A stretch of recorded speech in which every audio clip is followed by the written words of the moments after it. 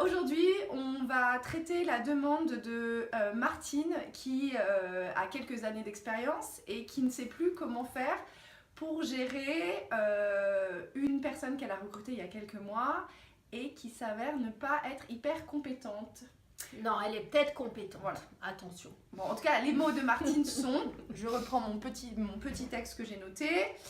Je l'ai recrutée il y a 6 mois, son CV paraissait top, l'entretien s'est hyper bien passé.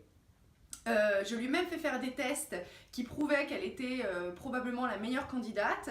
Mais aujourd'hui, je suis débordée, je ne sais plus comment faire. La moindre demande n'est jamais traitée correctement, je dois repasser toujours derrière elle. Je ne sais plus quoi faire, pour moi, elle est juste nulle. Alors, probablement, Martine, qu'elle n'est pas tout à fait nulle. Il doit y avoir quelques éléments de réponse qu'on peut vous apporter. Alors, Audrey, à toi. Alors, souvent, c'est très dur d'intégrer quelqu'un dans une équipe et souvent, justement, on n'y donne pas le temps nécessaire. Hein, cette personne, aussi brillante soit-elle, elle a besoin de comprendre les codes de l'entreprise. Elle a besoin de s'ajuster à ta façon de travailler, Martine. Et donc toi, ton rôle en tant que manager intégrant une nouvelle recrue, c'est vraiment de faire des étapes. Alors 6 mois sont déjà passés, alors peut-être que tu as brûlé certaines étapes, ce qui fait que là, c'est en train d'être un cercle vicieux où ça va de plus en plus mal. Hein. Donc déjà, enlève-toi de l'idée qu'elle est nulle, parce que de te dire ça, hein, au fait, nous on est pour le management bienveillant, personne n'est nul et personne n'est incompétent. En revanche, parfois, c'est nous en tant que manager qui expliquons pas assez bien ce qu'on attend ou les règles du jeu, ce qui fait que l'autre va se noyer. Hein. Donc c'est important de un peu reprendre là tout à zéro et d'essayer d'être plus précise. Martine, où est-ce que ça va pas? C'est ce que j'allais dire. Hein. Ce qui est très difficile là dans le cas de Martine, c'est on n'a pas assez d'éléments de contexte. Est-ce qu'elle est nulle sur... Enfin, elle est nulle, elle n'est pas nulle. Est-ce qu'elle pêche en tout cas sur ses délais de retour? Est-ce qu'elle pêche sur le niveau de qualité? Est-ce qu'elle pêche sur le contenu? Voilà, il y a plein d'éléments. Et c'est en tout cas là-dessus qu'il faut être précis pour avoir des premiers éléments de feedback. Et puis de solutions. Voilà. Alors, le feedback, c'est extrêmement important. On n'ose pas le faire en général. Et quand on est un jeune manager, l'erreur... Il y en a plusieurs erreurs. Moi, j'en accompagne pas mal. Alors, il y a déjà le manager qui est un dépêche-toi, qui est hyper rapide et qui explique très vite les choses. Ce qui fait l'autre, il se retrouve dans une position où il va dire oui, j'ai compris. Mais en fait, il n'a rien compris et il n'ose pas vous poser la question. Et donc, il part avec des instructions pas claires, donc forcément, ou pas comprises, ce qui fait que le résultat est à la hauteur de la non-compréhension des instructions. Donc, premier conseil, Martine, est-ce que tu es sûre que tu briefes bien? Et puis, ce qu'il faut se dire, c'est, je t'interromps Audrey, c'est plus vous allez passer du temps à expliquer, même si ça vous semble être du temps perdu, parce que ça vous semble être une évidence, en fait, en général, moi, ce que j'ai remarqué, c'est souvent qu'on pense, en expliquant quelque chose, que c'est une évidence. Que la personne va absolument comprendre où vous voulez en venir, donc vous faites la moitié des phrases, vous ne donnez pas les éléments de contexte, etc. Et vous dites, bah, c'est sûr qu'elle va piger. Mais en fait, non. Elle n'est pas dans votre tête, elle a probablement pas, vu que là ça fait 6 mois qu'elle est là, elle a probablement pas tous les éléments qui lui permettent de comprendre exactement où vous voulez en venir dans votre demande et dans le résultat. Donc le temps que vous allez passer à expliquer, probablement que ça va vous prendre une demi-heure ou 1 heure de plus que si vous le faites en 5 ou 10 minutes de manière très rapide. Mais c'est du temps aussi gagné derrière parce que vous n'allez pas repasser 25 fois à réexpliquer les choses. Alors absolument, c'est un investissement et qui est très rentable de bien briefer en amont. Exactement. Et pour être sûr que quelqu'un a bien compris, eh ben, qu'est-ce qu'il faut faire? Il ne faut pas parler tout seul. Exactement. Il faut faire reformuler à l'autre. Et très souvent, l'autre erreur qu'on fait souvent en manager débutant, c'est de parler tout seul. Or, la posture la plus aidante pour l'autre, c'est de lui poser les questions. Comment tu vas t'y prendre? Qu'est-ce que tu vas faire? C'est quoi le point le plus important là dans le dossier par exemple selon toi? Vous voyez, d'aller poser des questions qui vont permettre à vous managers de mesurer est-ce que l'autre il a bien compris ce que j'attends. Surtout n'hésitez pas aussi à lui poser la question de qu'est-ce qui selon toi, au vu de ce que je suis en train de te dire, va être le plus difficile pour toi, parce que en fait ça lui permet d'ores et déjà, ça lui donne une autorisation à demander de l'aide sur probablement le sujet où il ne va pas se sentir à l'aise. On a tous nos faiblesses quand on travaille, il y a des choses sur lesquelles on se sent plus ou moins à l'aise. Moi, il m'est arrivé d'avoir des stagiaires, par exemple, qui n'étaient pas à l'aise avec le fait de passer des coups de fil, alors qu'en communication, on peut être amené à passer des coups de fil avec des fournisseurs. Tout de suite, il faut te dire, bah écoute, je t'accompagne, je t'écoute, ou je le fais avec toi pour que tu puisses entendre une première fois, etc. laisser cette porte ouverte où il va se sentir en tout cas dans le principe d'okness, de dire c'est ok pour moi de ne pas être à l'aise sur ce sujet-là. Ça, je pense que c'est hyper important. Ouais. Absolument. Et là, ce que tu viens de dire comme exemple, c'est très important aussi. Au lieu de laisser les gens se débrouiller tout seuls, c'est souvent très bien dans un premier temps de montrer comment vous faites vous. Parce que vous voyez, il y a les mots et puis il y a l'action. Au lieu de dire tu vas dire ça, tu vas faire ci au client, qui vous voit faire. Donc il est à côté de vous, vous passez le coup de fil. Et il voit comment vous interagissez. Après, on peut d'ailleurs rapidement débriefer. Donc, est-ce que tu as compris ce qui s'est passé? Est-ce que tu as vu ce que j'ai fait? Et la fois d'après, c'est le contraire. Exactement. C'est lui qui passe le coup de fil et vous derrière qui écoutez. Et à la fin, vous débriefez. Ça, ce que tu as fait, c'était bien. Ça, à ton avis, comment tu aurais pu le faire autrement? Est-ce que tu as senti là que tu te laissais embarquer? Et donc, on débriefe. Et on débriefe 1-2 fois. On est accolé, c'est ça, accompagner quelqu'un, c'est ça le manager, ce qui fait qu'il va être capable ensuite de faire tout seul. Exactement. Alors Martine, c'est ça peut-être qui te manque, peut-être des explications pas suffisamment claires en amont, et peut-être pas aussi d'exemples, de montrer à l'autre comment tu t'y prends, ou de débrief sur lui, sa manière de faire. Et quel que soit le sujet, que ce soit un coup de fil, un dossier, un rapport, n'importe quoi, un PowerPoint, on montre comment on fait d'abord et ensuite on critique constructivement le travail de l'autre. Là, qu'est-ce que tu as voulu faire? Est-ce que tu vois qu'en faisant ça, on ne comprend pas parce que je sais pas quoi, enfin à vous de voir les exemples concrets. Et ça fait grandir les gens. Tout à fait. Et puis souvent, les nouvelles recrues il ne faut pas laisser les choses s'installer. En général, plus tôt on voit qu'il y a des défauts dans je sais pas, la qualité, le temps, etc., plus tôt c'est pris en charge, mieux c'est. Et pour vous en tant que manager, et pour lui dans son développement, parce que il n'y a personne fondamentalement qui a envie de se sentir nul dans son job. Enfin, je veux dire, n'importe qui travaille a envie d'être épanoui, d'avoir l'impression de faire du bon travail et d'avoir la reconnaissance et de son management et de ses pairs sur ce qu'il a accompli. Donc je pense que cette personne en plus elle est probablement malheureuse ça m'étonnerait qu'elle ne se rende pas compte de votre insatisfaction. Donc ça m'étonnerait qu'elle soit hyper épanouie aujourd'hui dans cette situation. Ne pas hésiter déjà maintenant à aller discuter avec elle, de voir voilà, est-ce qu'il y a des choses qui ne vont pas, parce que peut-être qu'il y a aussi des choses au niveau personnel qui jouent, et d'entamer déjà la discussion et le dialogue avec elle pour voir quelles peuvent être les solutions que vous pouvez mettre ensemble en place. Et ce que disait Audrey sur le feedback, c'est hyper important parce qu'il n'y a pas de meilleur outil aujourd'hui pour être capable d'accompagner correctement quelqu'un. Donc si la personne elle ne se rend pas compte qu'elle ne fait pas du bon travail, bah, si vous ne lui dites pas, et ça ne va pas tomber du ciel, ça c'est sûr.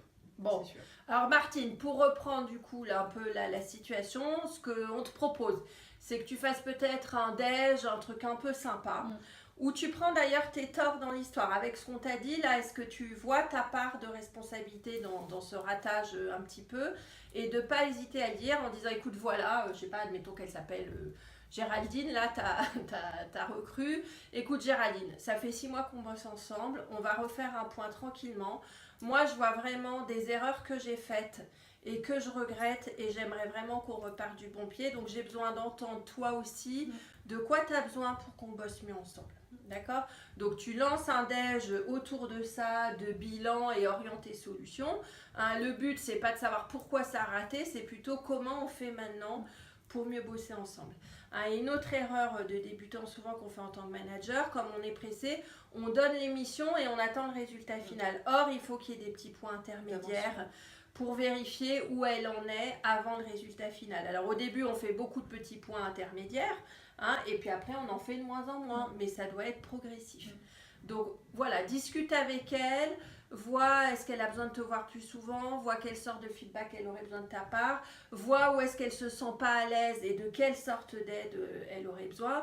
Et attention de ne pas te montrer trop indisponible, parce que quand on montre à quelqu'un qu'on est trop indisponible, même s'il a des questions, il n'ose plus venir voir. Donc ritualise les points, là tu vas le refaire avec ce déj, et après prenez vraiment le pli de lui consacrer 1 à 2 heures par semaine, ou 4 fois une demi-heure, ce qui est le mieux pour toi par semaine, mais il faut que vous vous voyez régulièrement. Et puis surtout, ça va être un peu challengeant parfois, parce que surtout quand on est nouveau manager, ou en tout cas qu'on est avec des personnes c'est pas encore hyper fluide dans la relation.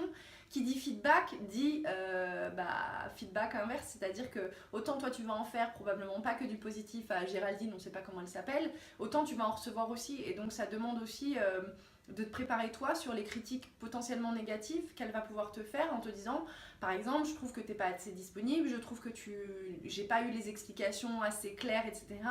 Donc aussi être dans cette position d'ouverture et d'empathie de ce que va renvoyer la personne avec qui tu vas faire ton déj, parce que effectivement il y a peu de chances que ce soit unilatéral et que ça vienne que de Géraldine, ouais, en tout cas.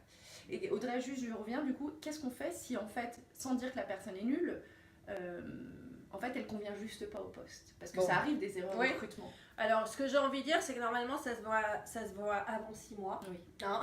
Et d'ailleurs, elle sert à quoi la période d'essai? Elle sert vraiment à ça.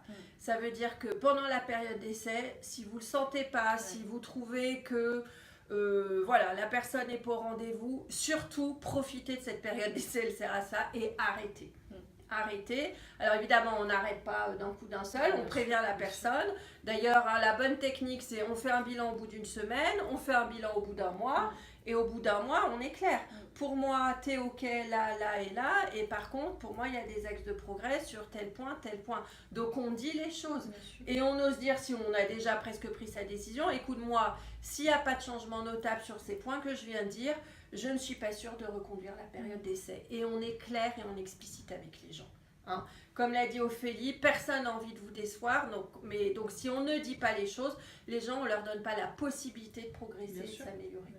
Et donc, alors, admettons que c'est au bout de 6 mois et que effectivement ça ne va pas. Moi, je laisserai, déjà, tu as laissé passer 6 mois, je ferai un warning en disant, écoute, je te donne 1 mois maintenant pour redresser ces points et ces points, mais je suis en vrai questionnement sur notre façon de collaborer. Moi, je suis toujours pour laisser une dernière chance, j'ai envie de dire. Et après, vous agissez avec courage. Ça ne sert à rien de payer quelqu'un qui ne vous convient pas et avec qui vous ne bossez pas bien. C'est perdant pour l'autre et c'est perdant pour vous. Donc, il faut avoir le courage de séparer des gens quand ça ne marche pas. Et puis, il ne faut pas se flageller. Enfin, les erreurs de recrutement, ça arrive dans toutes les entreprises, quelle que soit leur taille, dans toutes les équipes, quelle que soit leur taille. Bon, on a le droit de se tromper et ça arrive. L'objectif étant de pouvoir redresser la barre très vite, et puis si c'est pas possible, de prendre les mesures qui s'imposent, et en l'occurrence là, de se séparer des personnes qui ne conviennent pas. Donc, et puis il y a les erreurs de recrutement, comme tu dis, mais il y a aussi beaucoup d'erreurs d'intégration. Souvent. Et donc vraiment aller voir la poutre qui est dans votre œil. Parce que si tu as raté cette intégration-là, pourquoi tu réussirais mieux la seconde si tu n'apprends pas de ces erreurs-là? Donc voilà, vraiment, Martine, regarde, toi, ta part de responsabilité dans ce ratage. Parce qu'au-delà des erreurs de recrutement, il y a beaucoup d'erreurs d'intégration. Mais d'ailleurs, j'ai une amie là, qui travaille dans une start-up qui me disait qu'ils reproduisaient les mêmes schémas, que ça faisait, je sais pas, 5 ou 6 personnes, où vous avez l'impression d'avoir fait des mauvais recrutements. Mais en fait, ça parle beaucoup plus d'eux en termes de leur processus capacité d'intégrer quelqu'un, que de recrutement, parce qu'en plus, encore plus quand on prend des personnes qui sortent de l'école, si c'est des stagiaires, etc., qui sont pas encore vraiment formatés, qui ont probablement un manque en termes de compétences et d'expertise, mais qui ont souvent la volonté d'apprendre de nouvelles choses, et qui ont, enfin, je veux dire, il faut sortir aussi du cliché de les jeunes ont un cactus dans la main, enfin, c'est pas vrai, donc il y en a plein qui ont envie de progresser, et je pense que c'est souvent effectivement des erreurs d'accompagnement au départ. Donc Martine, regarde ta part et tu peux rediriger les choses encore, il n'est pas trop tard. Voilà, donc tu avais l'air d'avoir fait un bon recrutement avec des tests, donc a priori il y a peu de chances que ce soit un problème de recrutement, c'est peut-être plutôt un problème d'accompagnement. Et c'est important, alors les stades d'autonomie, j'en parlerai dans une autre vidéo, mais au début c'est compliqué d'intégrer quelqu'un parce qu'il faut beaucoup d'accompagnement au début, donc oui, ça va te faire quelque part perdre du temps au démarrage, mais ce temps que tu perds au démarrage fait que la personne, elle va être de plus en plus autonome, et c'est ce que tu vises, son autonomie. Mais l'autonomie suppose en amont du brief, du transfert de compétences, de la patience et des feedbacks. Exactement. Et puis avec le temps, il y en aurait après. Et après, voilà, les bonnes bases étant posée, la personne, elle va avoir confiance en elle, donc elle va être plus force de proposition, elle va savoir ce qui colle pas d'elle-même, parce que tous les gens sont brillants et intelligents, et voilà. hein. Donc voilà, revisite peut-être ta façon d'intégrer les gens. Voilà, processus d'intégration hyper important pour les nouvelles personnes qui arrivent dans une entreprise, quelle que soit la taille de l'entreprise. D'ailleurs, c'est un sujet que les ressources humaines d'ailleurs traitent de plus en plus, en tout cas, et essaient d'améliorer de plus en plus parce que c'est un vrai sujet dans toutes les entreprises. Donc merci Martine pour cette petite demande. On n'hésite pas à nous renvoyer des informations, soit sur précises, soit si parce que ça manquait de précision, et dans ce cas-là, on n'hésitera pas à apporter des informations complémentaires, soit si ça a traité assez bien ton sujet, comment ça a évolué, comme ça on pourra faire faire un mini avant-après et voir si ça a bien fonctionné. Et on en parlera dans les vidéos de où t'en es. Ok ? À très bientôt. Ciao, ciao.